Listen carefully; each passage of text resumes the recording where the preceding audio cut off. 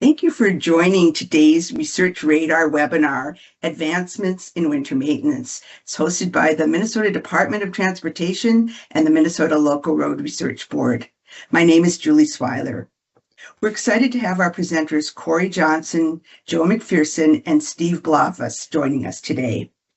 Today's webinar is the first in our new Research Radar series sponsored by MnDOT Office of Research and Innovation and the Local Road Research Board. Each month, we will highlight 3 research projects focused on a common theme.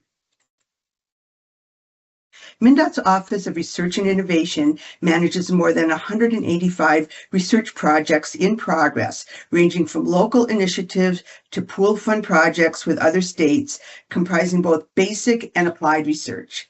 We're here to help transportation practitioners determine whether new research is needed or if existing studies may solve your needs, recommend the best research methodology for your project, access local and national funding sources, and manage your project from start to finish. The Local Road Research Board is a city and county-run organization that sponsors research and educational initiatives that address transportation needs. You can stay up to date with our research by following us online and subscribing to our newsletters. We will send you website and subscription links in a follow-up email after this webinar. Have an idea for a problem or a project idea that needs solving? We're accepting new ideas on Idea Scale through April 1st, 2025.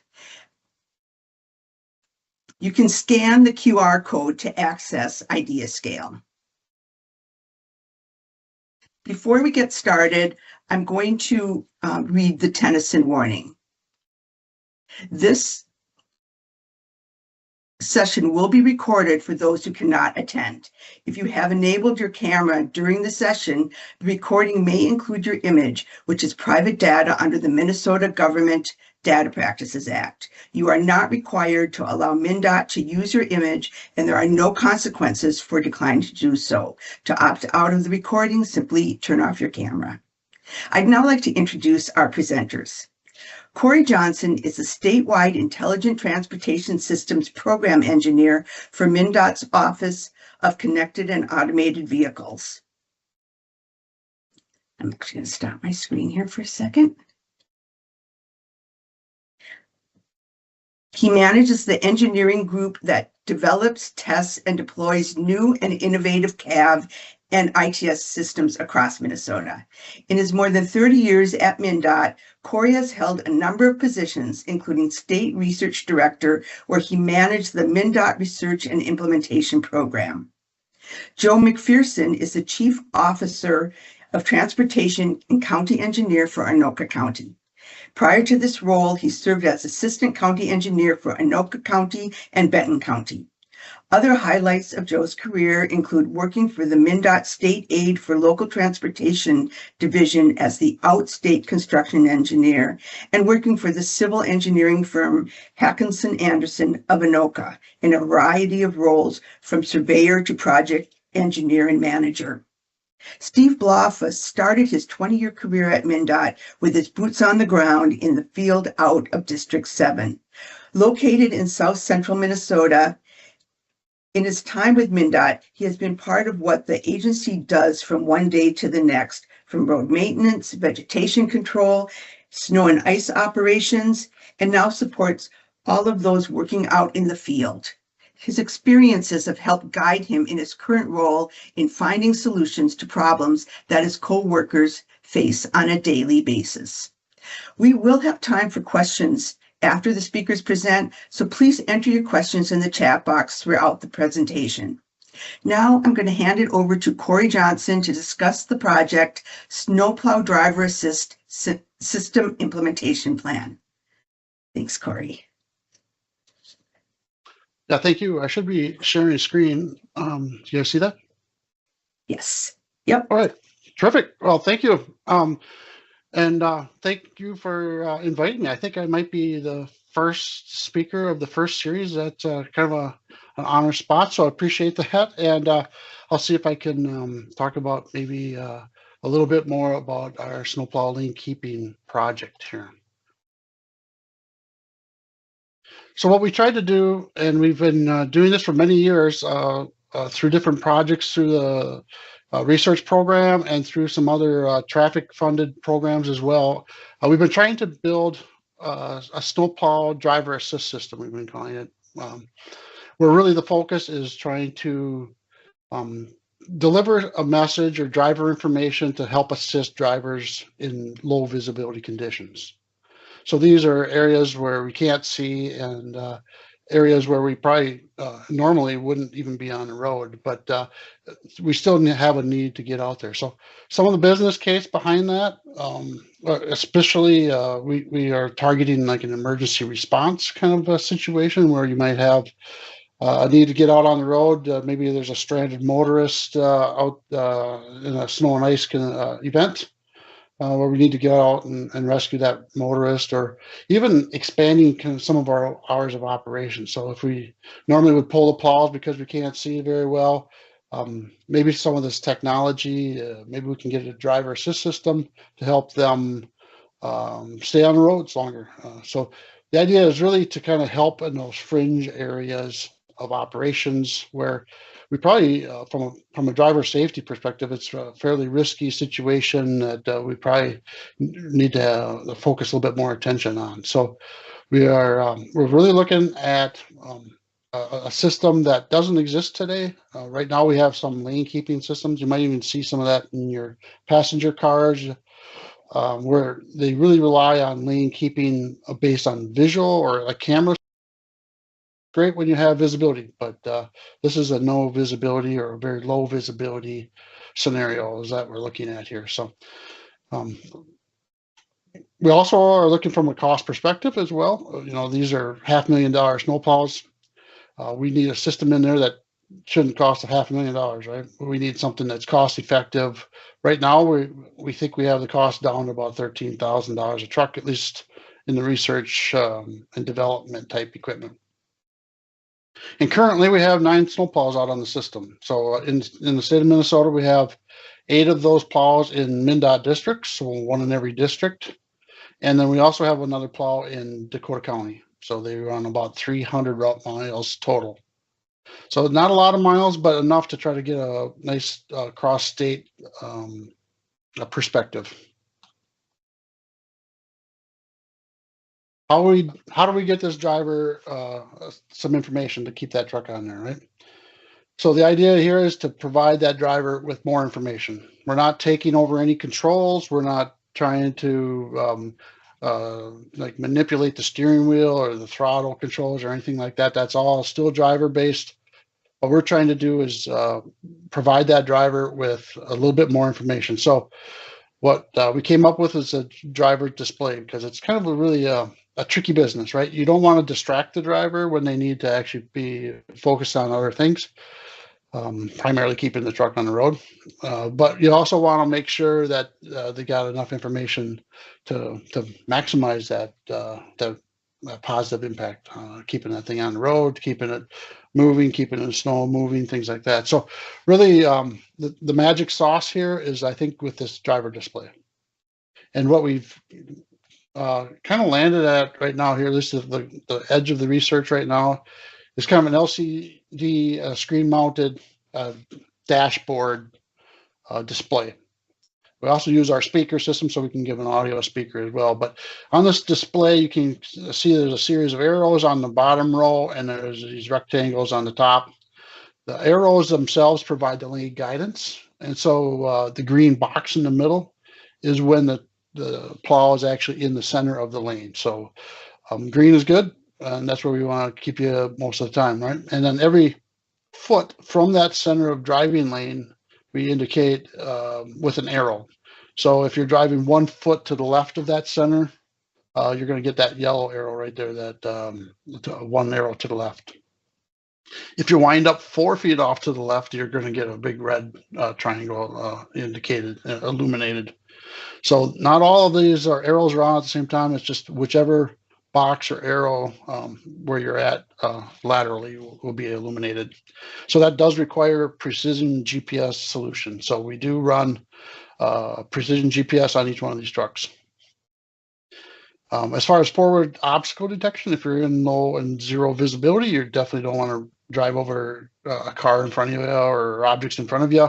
So we saw that as a need. We need to identify that. We have some technology on board with radars to try to identify those obstacles, and we illuminate these rectangles, or one of those rectangles, when the location is positive, right? So if you have a car straight ahead of you, within 5 seconds of a collision, you're going to get audio, you're going to get some visual warning here. That middle rectangle, yellow rectangle, will illuminate and indicate that there's something directly ahead of you. If you see maybe a guardrail or something to the right, you're going to get this rectangle to the right illuminated, something like that. So some of the returns have shown that.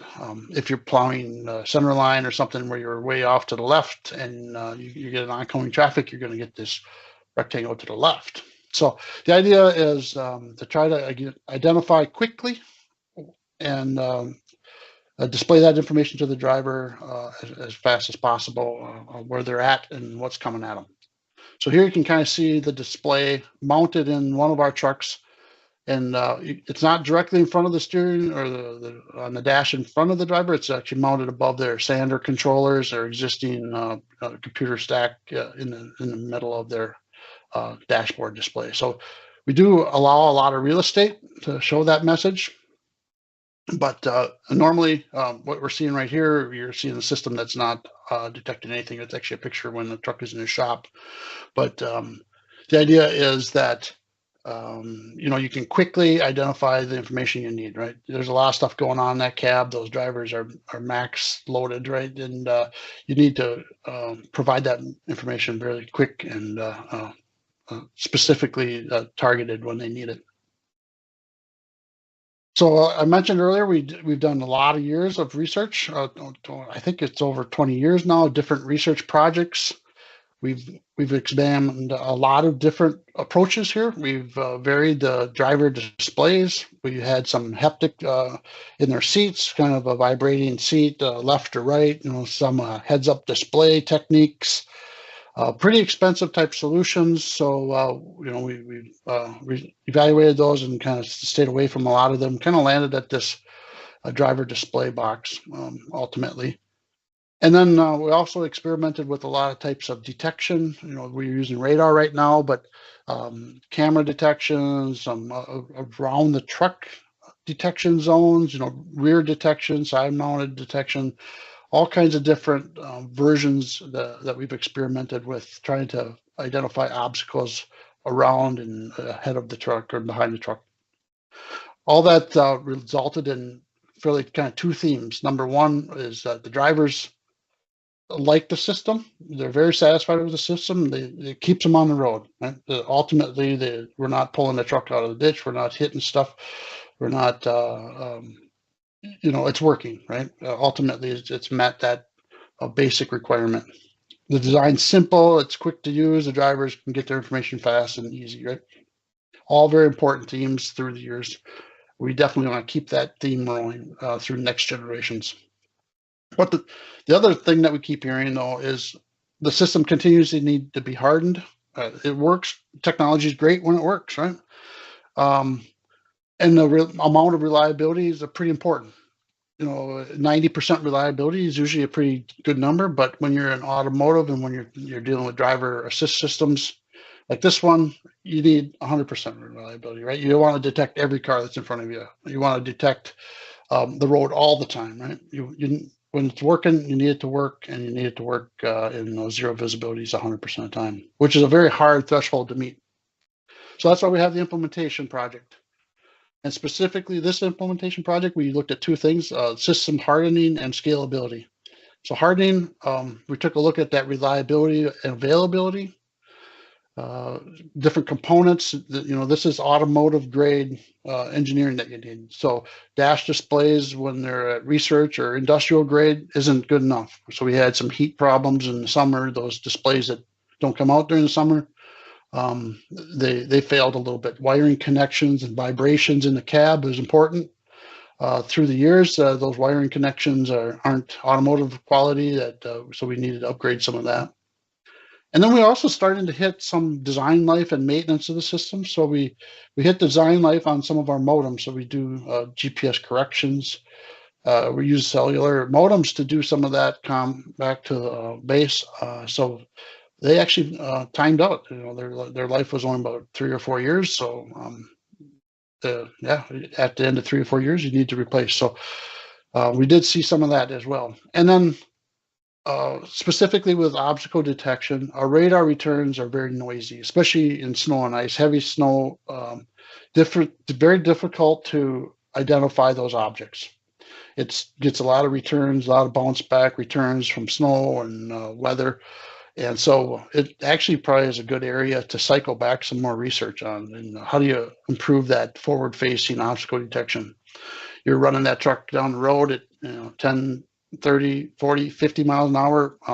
Those are all different scenarios to try to detect obstacles. And so it's a very difficult environment with a difficult set of variables there. So probably is more research needed on that area.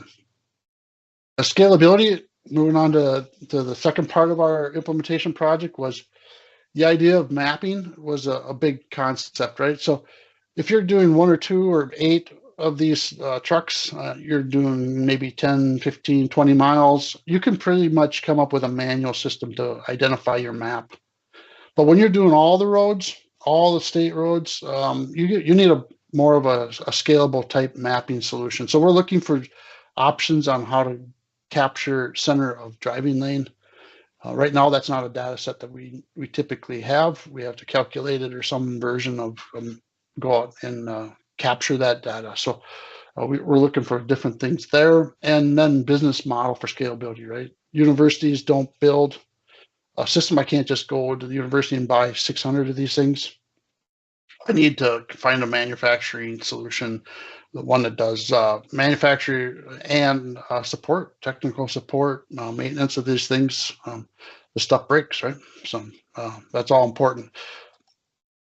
So our next steps really for this project and for this whole effort is to complete the implementation project. Right now we're under contract with the University of Minnesota until December 2025 to complete our hardening of the system, right? We need to continue to make that thing more dependable, more hardened. We're also looking at improving that statewide mapping capability. So we actually have a related project that we're actively doing right now called Rotary Features, where we're looking for that statewide center of driving lane data set. And currently right now in that project, we have identified already 21 different data sources that look like pretty good potential type data sources, but none of them have the center of driving lane. So we'll need to aggregate and manipulate data so that we can calculate that center of driving lane in some form or fashion.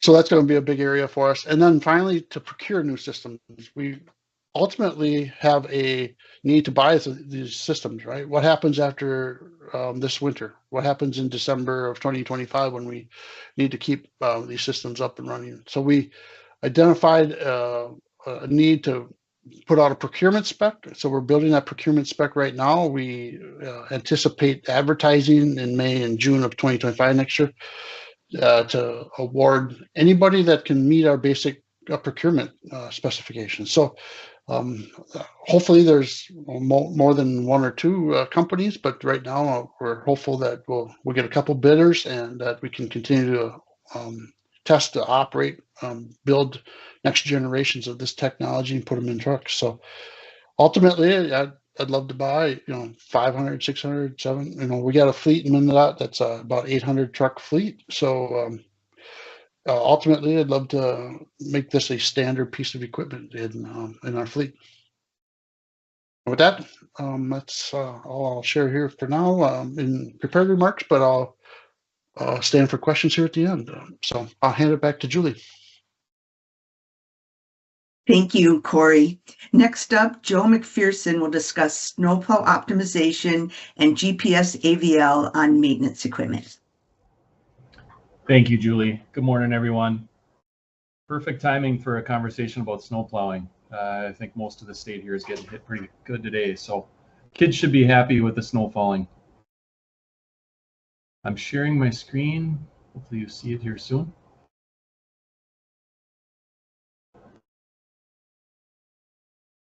You guys see it on your end? Looks good. Wonderful. Thank you. So again, my name is Joe McPherson, Chief Officer of Transportation County Engineer with Anoka County. And I was the chair on this committee, but I really do want to give credit out to the team that was involved with this project.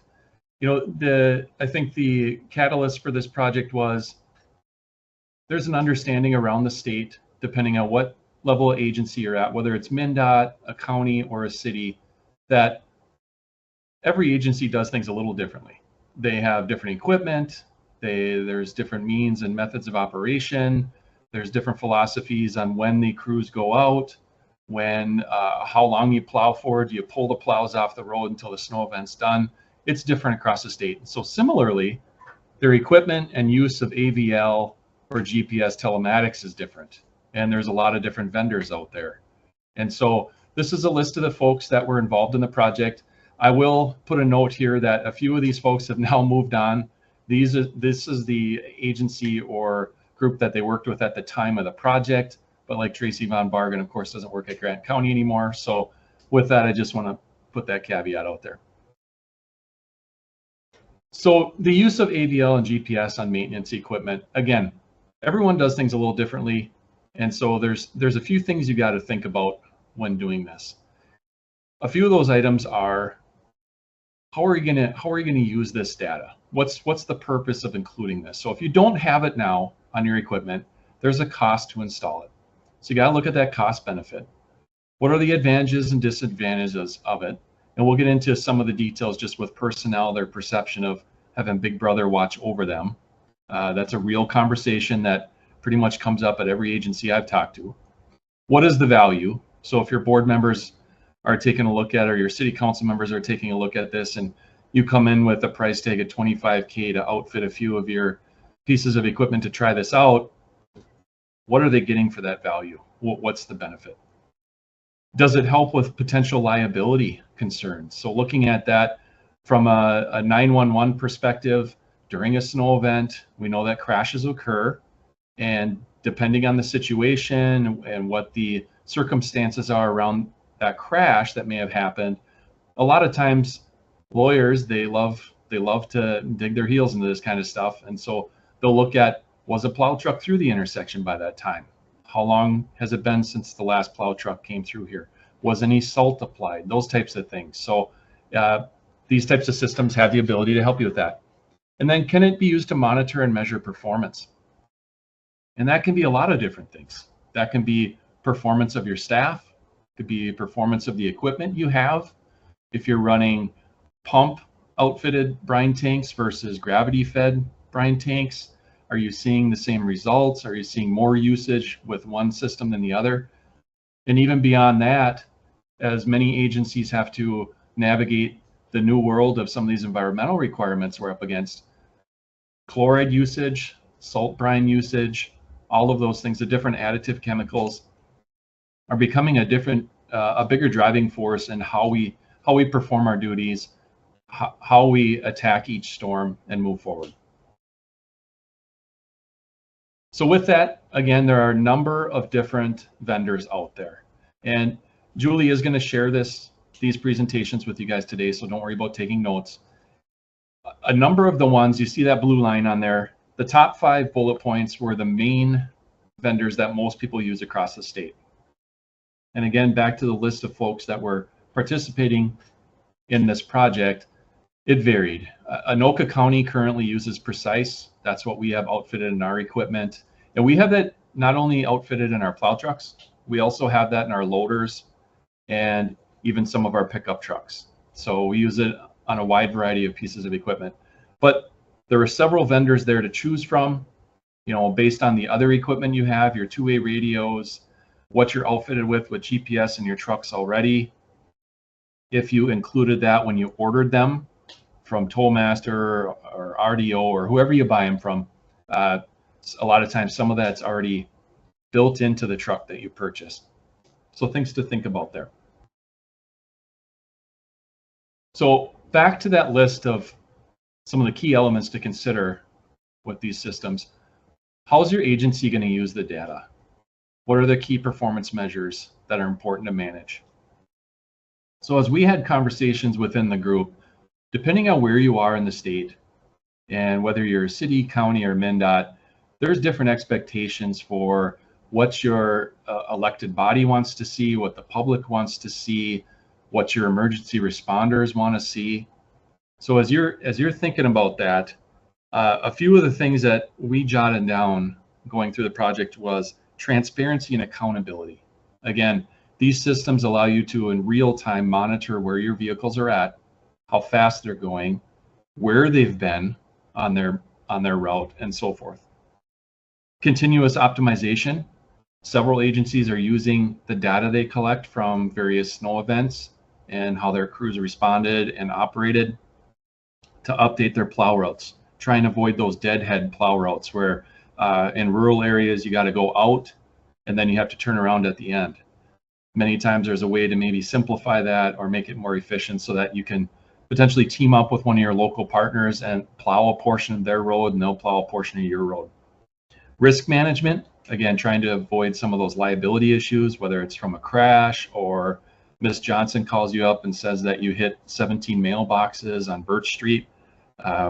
We all have some of those voicemails in our inbox. Sometimes those are fun to save and listen to again. Efficiencies, how to make your routes more effective, safety, sustainability, compliance, again, if you're dealing with MS4 type stuff and chlorides, security, and then customer service. And I'll get into that a little bit more. So on the Minnesota experience, what are some of the advantages of the automated vehicle locating systems? Of course, efficiencies. So like I mentioned earlier, it helps, and you can see it on the map here or on the screen. A few agencies have some pretty detailed maps that show the routes, and they're color coded based on which truck it is. You can see the icons on there that show where a truck was at that time and the route that they had plowed so far that day or that snow event. You can monitor those speeds and look at areas where maybe one of your trucks is having a harder time. Could be the weather in that area is a little worse than other areas. You may be getting a lighter snowfall in the southern part of your area versus the northern part, and you may need to reallocate resources up to the other area. You can also use it as a training tool. It can monitor your salt and brine usage, as well as the speeds you're operating your plow at, and those types of things. Or if you see a series of crashes or issues along one route, maybe you have some shaded areas that the roads, they have tree lines along the south side of the roadway that shield that road from getting the sun during the winter. That's one thing to note. Risk management, again, you can try and avoid some of those liability concerns. No one likes getting a call from the attorney's office that you've got a hot to trot attorney coming after you because they feel that you're at fault or you're negligent, not being out there plowing in the right methods and means. And then public transparency. I can't tell you how many times I've received or field calls from commissioners at Anoka County asking, where are our plow trucks at? How come Mrs. Johnson hasn't seen a plow truck come by? It's very easy for us to hop onto our computer. I can walk back to my maintenance supervisor's office. He can pull up all the plow trucks, where they've been, when the last time they drove by our house, and I can give them real-time data, can tell them the exact minute that they drove by and how much salt was being put down at that time. Some of the challenges with this. So I mentioned it earlier when I started the conversation. One major one is when you're thinking about implementing a system like this. Let's say you don't have any GPS or AVL equipment in your vehicles right now. As you can imagine, just like in the real world where cameras are set up, sometimes there's a trust issue between the employee and management, and there may be feelings of, this is Big Brother watching over us. Why do you need these in the truck? We do a good job. All right, isn't there other ways you can just ask us questions? And so as you do this, one recommendation that was pretty consistent throughout the group was make sure you bring your team members in. If you're thinking about doing this, bring them in, have them be part of the conversation, allow them an opportunity to come in and ask questions. Why are we doing this? What's the reason? Aren't we doing our job well enough? Those are real questions that many of us have received. And so bring them in. Another one, cost of the equipment. And so when you're thinking about that, it's not free. Depending on the vendor you use and the equipment that comes in your plow trucks, just based on standards with the specs that you put in when you order them, you may already have a GPS unit in there. So some of those vendors can tie into that system and utilize that for the tracking and speed and all of that.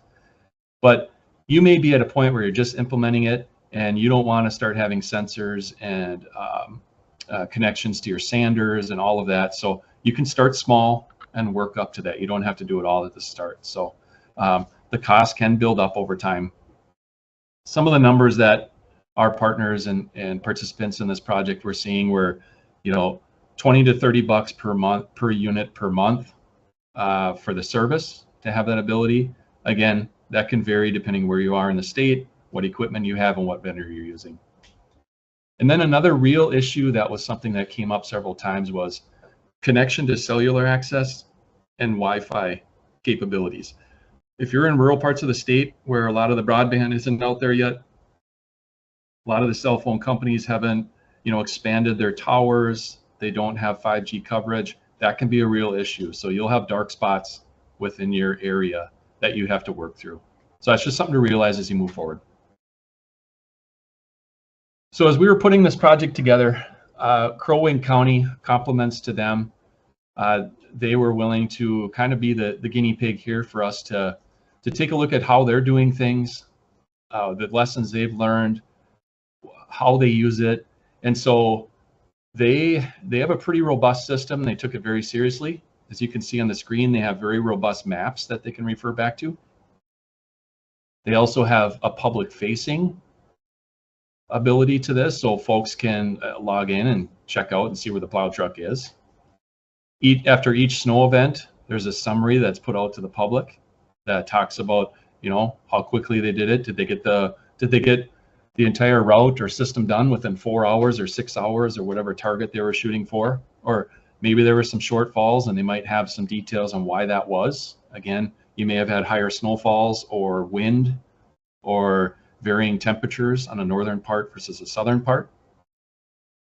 And then just that where's my plow application, like I mentioned, they have that public facing ability to see where the plow is at. For them, it built public trust. There were partners on this conversation that were a little hesitant, including myself, to jump into that arena where we would actually have an app, whether it's on our website or some type of social media page where you can track where the snow plows are. There is valid reasons for why some folks have apprehension to doing that. So, but that is out there, and a few of the partners did do that. There is a video that goes into a lot more depth than I'm sharing with you today. I encourage all of you to visit the website. And again, Julie's going to share this presentation with you. It's embedded in this presentation. It's about 14 minutes long, and it goes through a number of the different questions and topics we've been talking about today. Compliments again to Crow Wing County, the City of Crystal, and St. Louis County for participating in that video. And here's that video link here. So again, one major benefit of having a system like this is being able to in real time monitor where your plows are at, how the storm's going. But then on the back side of that, look at how your route and system completion times are. I know our team consistently and throughout the snow season, we will change our routes. We'll move people around depending on their skill level. We'll add additional trucks to various routes if we feel that's just not getting covered quick enough, and move things around. This system can help you do that. So depending on what your needs are and how far you want to go with this, that is a very beneficial tool and ability with this. You can print things off. Again, you can look into salt. You can look into what your salt usage is and various portions of that, your routes. You can look at the application rates. You may want to change up whether you're using a brine versus the dry salt and so forth. You can look at route equity. If you have routes where it seems like The team members that are on that route seems to take them 8.5 to 9 hours, whereas the rest of your routes are hovering somewhere around 5.5 to 6. It can help point that out in real time to show you why that is. You may have a plow operator that's, new. They're driving a little slower, taking more precautions. You may want to switch things up a little bit or pair them up with other people. And then safety and public response are a couple other benefits. So with that, one other thing I just want to talk about here is on the environmental side. So as I mentioned earlier, we continue to deal with that and have to monitor that. And so when looking at some of the environmental impacts, such as chloride usage, and a lot of watersheds are using that, that's one of the benefits of this program as well. You can get real-time data on how much salt usage you had, as long as your equipment's calibrated and up to date, and you can look back and figure out ways to maybe save, reduce a little bit. I know at Anoka County here, from time to time, depending on the storm, we'll actually print off what each driver's salt usage was for a storm. And, believe it or not, those guys pay attention. They see their name on the board, and if they're the highest salt user, the rest of the guys, they'll razz them a little bit and tease them a little bit. So it's a way for a little competition to be built up. Everyone loves that. So that's well received. And then data and mitigated risks, again, looking at trying to reduce those calls to your commissioners or your city council or whoever you're reporting to. It's a great way to have real-time data and really be able to respond in a positive manner. So with that, I'm going to turn it back to Julie, and I'll hang on for questions at the end of the presentations. Appreciate your time today. Thank you. Thank you, Joe. Just a reminder, if you have any questions for our presenters today, you can put them in the chat and we'll go through them in our Q&A session. Our last presenter is Steve Blofus, who will discuss human-centered testing of rear-facing display to reduce vehicle collisions with snowplows.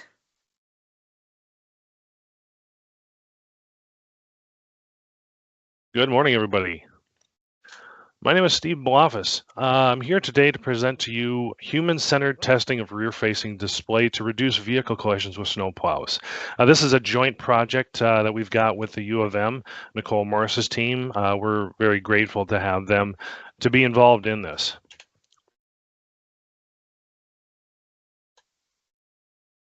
The study itself, the reason for it is because over the past several years, we've seen a very large uptick in rear-end collisions with our plow trucks. The plow trucks themselves are a very specialized type of equipment, and the repair of those does not happen instantaneously. And so to be able to get them back on the road, there's definitely a cost and time that is associated with them. But there's another more pressing issue, and that is the safety of our workers behind the wheel too. Now, the very idea of snow removal itself, there is an increase of risk because of the rapidly approaching vehicles and that our plow trucks themselves are traveling at a lower speed, as well as the low visibility conditions. I'm sorry. Now, one of the things that we are able to do is use our internal eSafe utility to be able to determine where some of those problems lie as far as why we have the problem we do. And some of that is done in two parts. One, both in our snowplow behavior. So it kind of gives you an idea as to what our snowplows are doing at the time an incident occurs. And you can see the graph or the pie chart, I'm sorry, over on the right side. You can see that the snowplow behavior in a large part is just going straight down the lane. And so all of these two pie charts show exactly what is happening both in the snowplow behavior and in the driver behavior too. So as you can see, traveling normally is kind of the typical. That's when we see a lot of our incidences. And then the drivers themselves are typically aware of plows, but there's low visibility as well. That's the common theme, which of course during wintertime is not unusual. Rear-end crashes themselves, you see they're usually a result of the speed differential between the drivers and the snowplows. the driver's inability to determine their closing speed and the distance kind of couples with that, and then the underestimating the driver's ability to underestimate the closing distance is compounded the closer they get to the snowplow. And due to many factors, there's some distractions out there, whether it be mirrors or checking their speed or things around them, and then also failing to recognize that the size of the plow itself is actually growing as they come near it or as they get closer to it. And sometimes that can get kind of lost in translation. And down below the last bullet point, they talk about the flashing pattern of the lights themselves can actually create a possible visual noise, and in that would limit the driver's ability to actually address or assess as far as where the snowplow itself, as far as its growing size as they get closer. So our lighting could potentially be causing an issue regarding their ability to read whether or not or how close they are getting to the plow truck. Strategy 1. Okay, so the first strategy, we're exploring the audio-visual alert system, and this is to warn impeding vehicles of a potential crash and hopefully to reduce the impact speed of an imminent crash as well. Strategy 2 is improve snowplow lighting configuration. This is hopefully to get to improve the driver's approach estimates and for them to be able to judge better and to avoid the need for imminent audio collision warning for further to help further reduce impact speeds. As far as lighting configuration assessment goes, we have the current system that we're using right now. We're finding it has a potential to create kind of a high visual noise. There's a mix of colors. You've got red for your stop, your turn. Amber is kind of the standard that we use a lot, and then we are allowed to use some blue. But the mix of the colors, the flash rates, and the patterns could potentially be causing some of that issue here, and that's what we currently use. Now, there's a lack of illuming cues also that could detect the size. We're going to get into that here when we get into the proposed lighting, so you kind of get a better understanding what that means. Flashing variability may also cause an interpretation delay, which means basically it's a sense of drivers second guessing themselves because the flashing itself is a little bit on the confusing or it takes away from their ability to be able to read the vehicle itself as far as the size as it grows as they get closer to it. The proposed design, you can see that this is a little bit different.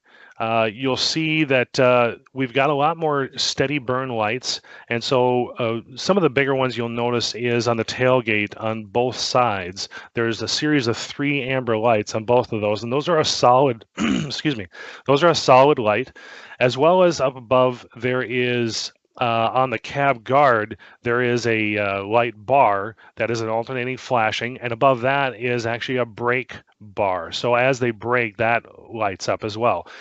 There are some also steady burn lights up in the upper corners of the cab guard as well, and so all those steady burn lights are hopefully to be able to give some constant as far as the size of the vehicle. As vehicles get closer to them, they can determine how fast they are getting because they can see the size of it, and the flashing doesn't take away from that. Excuse me. All right, so of the lighting configurations, there was a lot of drivers that reviewed the current and proposed lightings when the plow was driving normally and braking. The proposed design itself was actually reliably perceived as slowing down or in the braking condition. Current lights were not as reliable when there was a slowing or braking incident. Proposed design itself was reliable, perceived as turning as well, both during turning. Only during turning. Current lights were more likely to have an uncertainty about whether or not the plow was turning when no signal turn was present. The light bars themselves found to communicate greater urgency during the turn signaling, but did not perform better in other running conditions. The driving simulation study itself you'll notice these are the different lighting configurations that they're testing out. And so one of the things to note here, you'll notice that the control no alarm has a abbreviation of CN, and of course the control alarm is CA, and the proposed is PA. So make note of that as we go through some of the other slides here, because the control no alarm is essentially our current lighting configuration that we have on our plow trucks right now. The control alarm, same configuration regarding the lighting, it's just that it has a light bar up on the cab guard itself, and there's an audio component to this as well. There's an audio alarm, whereas the proposed alarm has more of the steady burn lighting, as well as the bar up top and the audio alarm too. In the simulation, this is kind of what it looks like in the driving simulator that they've got at the U of M, the Human First Laboratory. And with that, you can see kind of the lighting configuration, what it looks like when you're behind the wheel, essentially. I got to go through this here a couple weeks ago, and it's kind of interesting how it works. Great simulation, I loved it. But as we go through here, you can see that this is the control no alarm. So this is the current lighting standard. So you can kind of see there is, there's light, and you can see it. But as we go through to the next subsequent designs or the models, you can kind of see the difference as far as what the trucks look like here. So this is the control alarm. And so basically it's same lighting configuration. It's just that it has the lighting bar up top, and there's an alarm version to it. So as you get closer to this, if you're traveling too close at too high of a speed, it will actually send out an audio alarm. Excuse me. The next one is the proposed alarm. And so with this it uses a new lighting package, steady burn lights, both on the cab guard as well as on either side of the tailgate itself. And then there's also an alarm that goes with this too. As you can see, it's easier to see this.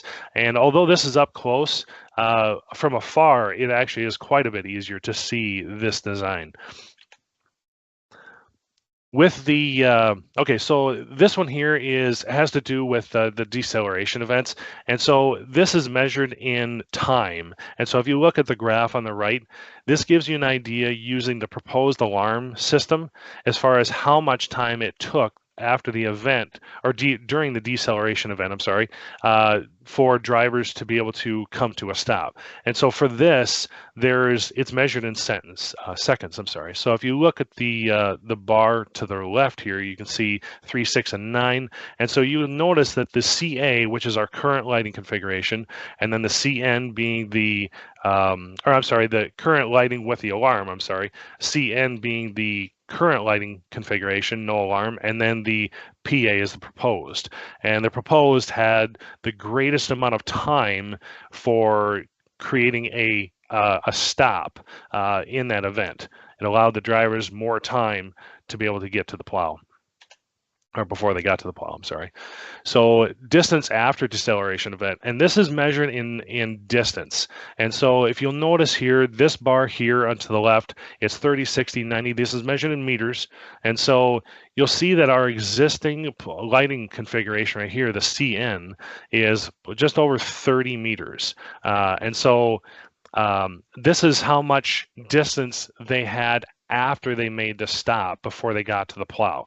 And so they only had about 30 meters between the vehicle and the plow after they stopped. And whereas the proposed had almost 90. And so it was a huge amount different in the simulation. So that's very positive. The minimum distance in meters, this is during the deceleration events. You can see that also the proposed alarm also had a much higher remark too. So our initial testing of this is definitely in the positive. We like to see where this is going. And the proposed systems themselves, they are showing the promise of what we're looking for in the driving simulation. And it's by reducing those crashes based on time to collision, by increasing that, as well as following distance, braking response times as well. Both designs with the alarms they definitely showed improvement in performance compared to our existing lighting package.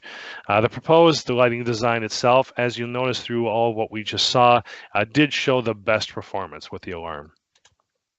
Field implementation. All right, so now that we've kind of done our simulation, and there's been many people that have gone through it, now we're getting into more of the field simulation. And in that, or I'm sorry, the field implementation. And with that comes new hardware that's going to be mounted to our plow trucks. There's going to be a couple of radar devices that are going to be mounted to the back. And what that is going to do is measure the impending distance between the vehicles that are coming to the plows and the plows themselves. The trucks themselves will be outfitted. There's two different plow trucks. They're going to be outfitted with the one's going to have the existing lighting package, so it'll just be the radar alone, and then the other one will have the alarm with the new lighting package mounted on it too, so that way we can kind of discern as to a real world situation if we in fact get the same results as the simulation. And the nice thing about these systems is once they're installed, there's no user or no the operator themselves don't have to do anything with this. The system controls itself essentially as far as the recording of the information. We do want to thank the Lakeville Truck Station here at MnDOT that the operators themselves of these two trucks will be in a state of a little bit of a flexibility. And although our drivers are assigned certain routes, there may be a situation where we'll have to ask them to change things up a little bit, and so we want to give credit to them for that. And then the data collection themselves will be simultaneously being recorded through both these trucks, and in a variety of different routes too. It's not just highway, not just interstate. We're doing rural. We're trying to get a good sense of how this is going to function in all type of road types. All right, and with that, that's all I have. Any questions? I'm going to send it over to Julie, and we can begin questioning. Thank you. Thank you, Steve. And actually, we do have some questions in the chat. I'm going to start with a question from you from Mallory Crow. Some agencies swear by the green colored lights for maintenance vehicles. Were these reviewed? Also, were reflective vehicle chevrons reviewed? And Joel Schleicher followed up with my thoughts also on the green strobe light. New colors, I believe people will see us sooner. That is a good question. The colors themselves, we did consider color as being something that we would want to look at. What ended up happening is, based on what we were trying to capture, we kind of come to the conclusion that the flash patterns was something that we needed to maybe put a little bit more focus on. That doesn't necessarily mean that we're not looking at colors. There could be a potential for that. And I'm sorry, Julie, what was the other question? I apologize. It was a follow-up. My thoughts also on the green strobe light. New colors, I believe people will see us sooner. Yep. I'm sorry, what was the other one? Well, it was the one about, I'll read it again. Some agencies swear by the green colored lights for maintenance vehicles. Were these reviewed? Also, were reflective vehicle chevrons reviewed? Oh, yes. Yes. So the reflective material is also something that we are looking at, and that although that was initially going to be a larger part of this project, we decided that because of the different designs and the different color patterns that could be used, we are doing internally some adjustments to what we are using for that type of reflective material. And so one of the things we're checking out is a newer checker pattern rather than we're doing both checker pattern and we're doing a couple of different color patterns as well, and we're trying to discern which would be the better. And although it is an internal process, a lot of our field employees that are both installing these and driving the trucks are seeing a lot of positive response from that. And so we do plan on coupling the installation of that type of reflective material with this project too at the very end. And there's more to come, but we haven't decided exactly what design we want. We're kind of doing our own little testing internally and determining which is the better of all the different designs available. Thank you, Steve. The next question is for Joe, and it comes from Andrea Harvey, who's joining us from Guelph, Ontario. Would it be okay to share names of telematics systems used by agencies to track the operator driving behavior? We are interested. Yeah, absolutely. So with in addition to the presentation and that video that's included in there, there's also a handy resource guide that can be found on the project website. And so, Julie, do you have that available that you can share with this group? Yes, in fact, Michaela linked it in the chat. So okay, wonderful. There, so, yeah, if you have specific questions after reviewing that data, like I mentioned earlier, there's a number of different vendors that have different abilities, but a lot of it's going to come down to the equipment you have and what's the best fit for that. And so, like I said, if you have a built-in GPS system now and you want to take that to the next level and monitor some of that, like your driver behavior and some of those other elements of operations, it's best to kind of start there. And then if you need to maybe scrap the system you have and put a whole new system in because you want to go a different direction, that's the vendors themselves can really help dial in exactly what you want. But the data's out there. Go ahead. Yeah. Sorry. I was just going to say, but the data should be in that resource guide. Otherwise, feel free to reach out to me and I can put you in touch with the right people. Thanks. Okay. I think this question is for Steve from Tim Erickson. Are you working with the state legislature regarding lighting legalities, specifically when it comes to colored lights other than amber? As upfitters, we get requests for several combinations and placement of blue where it is not legally allowable. Yeah, that is a good question, Tim. So in regards to vehicle lighting itself, there is no state statute suggesting that green can't be used. However, blue, red, those are allowable in only certain situations. Now, MnDOT, we have an internal agreement with State Patrol in which they have allowed us to use blue, but only in specific situations. The mounting location of those lights are very specific. And so we are working with the proper people as far as being allowed to be able to use that type of lighting. But right now, we have not been able to find anything specifying that green can't be used. So we've also reached out to federal motor carriers. We're not really seeing anything regarding color using in a sense of a flashing light that can't be used for that. It's just that the blue and red are reserved for emergency personnel. I hope that answers your question.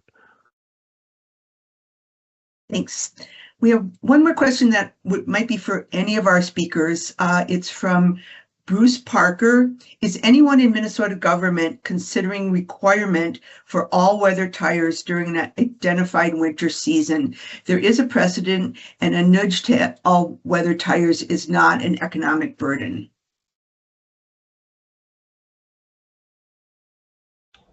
Maybe from a county perspective, I can take that question. So when picking the tires that we outfit our plow trucks with and even our pickup trucks, we do take into consideration the all-weather ability of those tires. So it's not, I wouldn't call it a policy directive from our board or leadership, but it is something that we just kind of naturally do, knowing that within Minnesota we've got all 4 seasons. So it's something that we do operate on, but I don't know if there's any legislative push or anything to that regard that I'm aware of. I can turn it over to the other presenters.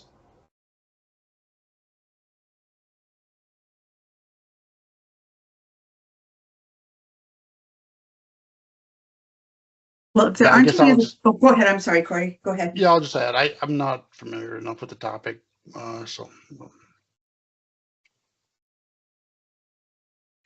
Alrighty, we are at time, and I really want to thank our presenters and thank you all for joining us today. We hope you will join us for the next webinars in our series. We're going to follow up with you via email with a link to the recording of today's presentation and information about our next webinars and links to the resources that we've shared with you today. This does conclude our webinar. Thank you.